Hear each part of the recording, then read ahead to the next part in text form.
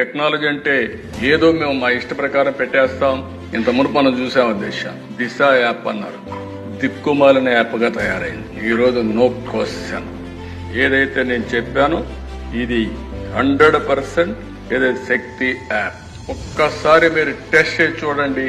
ఎవడైనా ఆకతాయితనంతో బిహేవ్ చేయాలని మీరు చేసి చూడండి. ఆడబిడ్డలు శక్తి యాప్ ద్వారా అప్రోచ్ కండి. అప్రోచ్ అయిన తర్వాత 100% యాక్షన్ తీసుకునే బాధ్యత ఈ ప్రభుత్వాన్ని చెప్పారు. ఒకసారి తెలియజేసుకుంటారు. అవేర్నెస్ రావడానికి ఎమ్మెల్యేస్ కూడా మాట్లాడండి. మీరు ఒక విషయం గుర్తుపెట్టుకోవాలి, ఎప్పుడు కూడా చట్టం ఉంటుంది, లేకపోతే అనేక చర్యలు ఉంటాయి. కానీ ప్రజల్లో చైతన్యం లేకపోతే మన చట్టాలన్నీ కూడా ఎవరూ ఉపయోగించుకోలేని పరిస్థితి వస్తుంది. ఇప్పుడు కూడా టెక్నాలజీ కూడా అంతే. యాప్ ఉంది, యాప్ ఉపయోగించుకుంటే అది ఒక మహా ఆయుధం. ఆ శక్తి యాప్ను ఉపయోగించుకోకపోతే మళ్లీ యాజ్ ఇట్ ఈజ్ గా జరిగే పరిస్థితి వస్తుంది.